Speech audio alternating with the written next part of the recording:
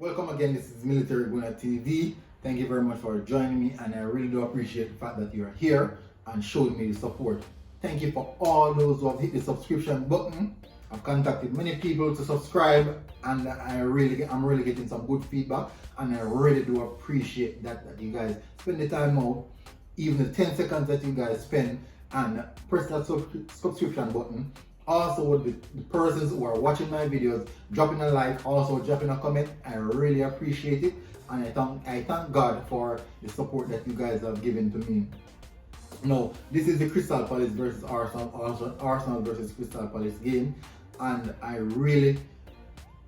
I think I am afraid of this game, because reason being, there are one particular player in this Crystal Palace team that whenever it plays against Arsenal, it is like a, what would you call it now? It's like a massive trial. The only trial that he has, the only opportunity that he has to prove a point that he's a talented player. And if he's not doing anything throughout the entire season, whenever he plays against Arsenal, it is a totally different player. And every Arsenal fan know who this person is. Wilfred Zaha. This is a player that Arsenal wanted. Unai Emery wanted Wilfred Zaha, came in to talk with him, and it just didn't happen. Arsenal went ahead and went for the Nicolas Pepe option, and I do believe that Zaha maybe is a bit hurt from that, because Arsenal is actually his youth is what I call now, his family club, the club that his family has supported, and the club that he has supported since he was a child. And whenever he plays against Arsenal, as I said before, it is definitely like a debut, or like a show of skills. Like, this game means any and everything to him, and it always turns around and bites us in some sense. Now, the last set of games that we have played against Crystal Palace, especially the last 4 games to be specific, it hasn't been really good for Arsenal Football Club. Now, the last 4 games we have drew 3 games and lost 1, and that is not good. Stated back from 2018 when Unai Emery was in charge, we drew 2-2, and moving to 2019, we lost to them 3-2. Then also 2019 again, the second leg, drew 2-2 as well. Then moving to January 2020, we drew again 1-1. So it's 3 draws and 1 loss, and that does not favor Arsenal Football Club. Now, I hope that this is something that Mikel Arteta can address, but one of the things that is bothering, that may cause a problem for Arsenal Football Club, is how Crystal Palace play. They have a lot of dribblers, and we, Arsenal Football Club, we don't do well against dribblers. Our midfield is slow, stagnant, and they cannot run. They're like snails on a field.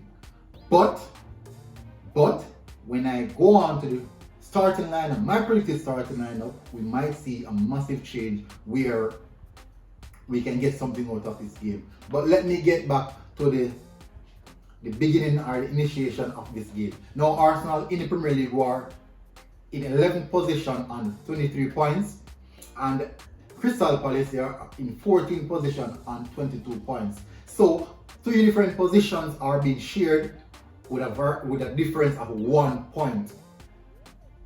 With just a difference of 1 point. Only a 1 point difference separates us 11th position from 14th position, which means that it is a must-win game. We cannot afford to draw this game. Now, Arsenal so far have picked up a nicely good run of games, and I think that we have to get the best out of these games. Now, our last 6 games, we have scored 12 goals, averaging 2.0 goals per game ratio. We had 4 wins, 1 draw, and 1 loss.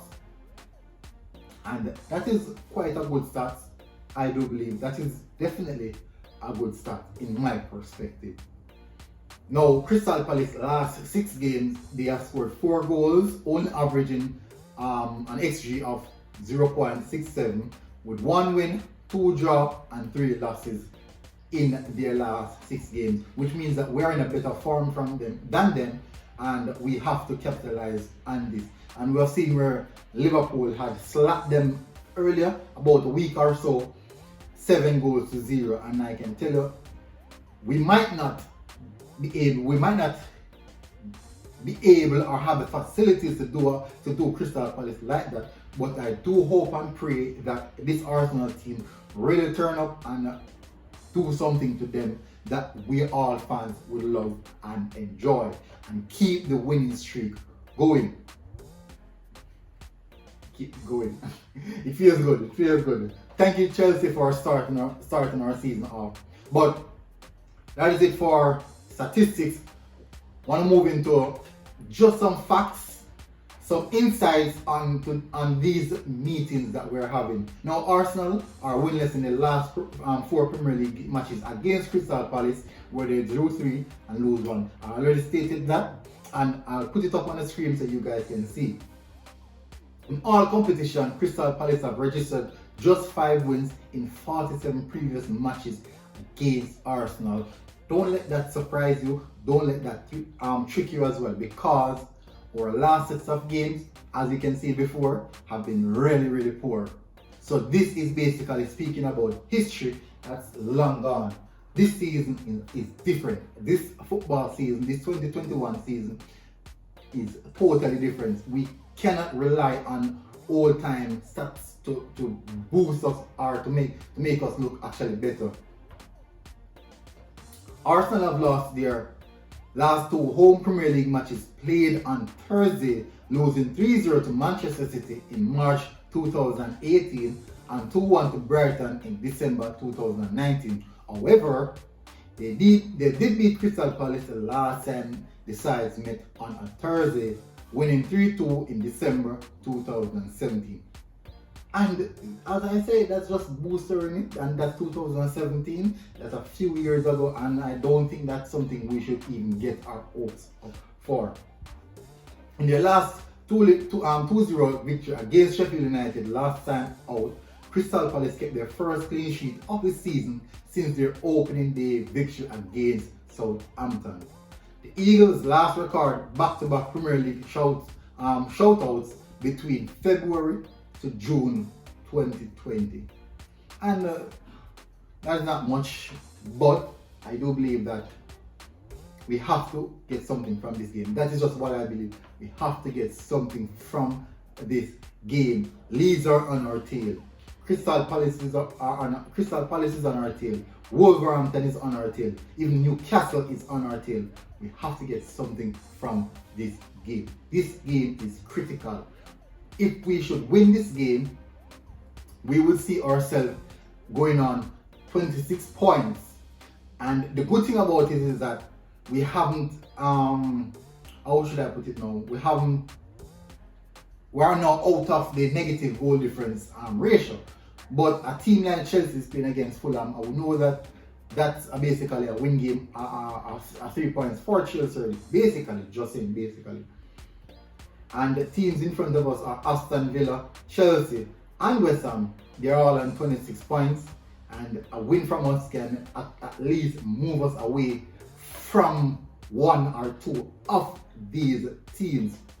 Aston Villa would be playing against Tottenham Hotspurs, and if any one of these teams should draw, it will definitely bring us a bit closer. It would bring us a bit closer to getting in the top 4 position, in which we know it might not happen, but really and truly, who's to say that it cannot happen? So let me get into my starting lineup, my predicted starting lineup, in which I hope Mikel Arteta would go with. Now, in goal, first thing first up, formation 4-2-3-1. That is the basic formation. That is the formation that Mikel Arteta is using now. That is the formation that is getting us some goals. That is the formation that has actually build the winning run that we're on right now. So in goal, Burnley now, without a doubt. Easy choice, best keeper at the club right now, and I do not want to see Ronaldo in our goal until he's move on.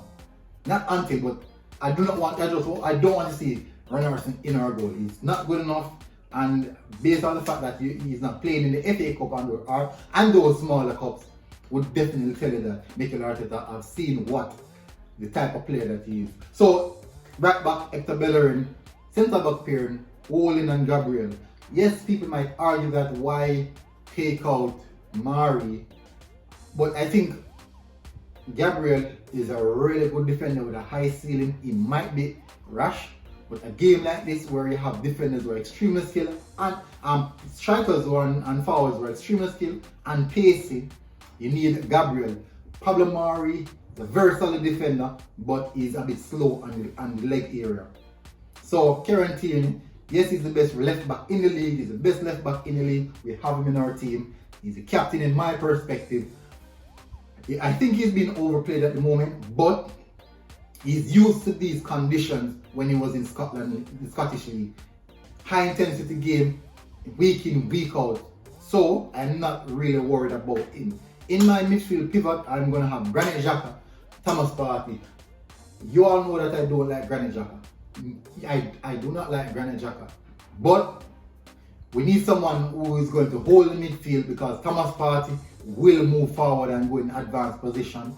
And we have seen that quite a few times. He can recover and also clean up Granit Xhaka's mess. That is the importance of having Thomas Partey in this team.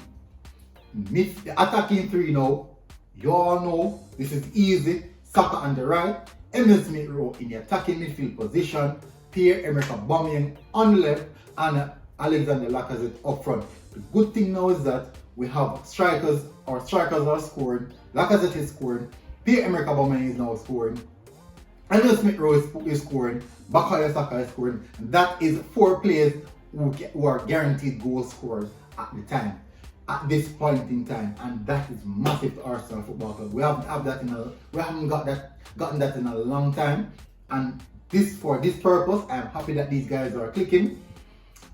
But to be fair, Alexander Lacazette would be the better person to play up front based off his link-up play that you see quite often with him and Emil Smith Rowe and Bukayo Saka.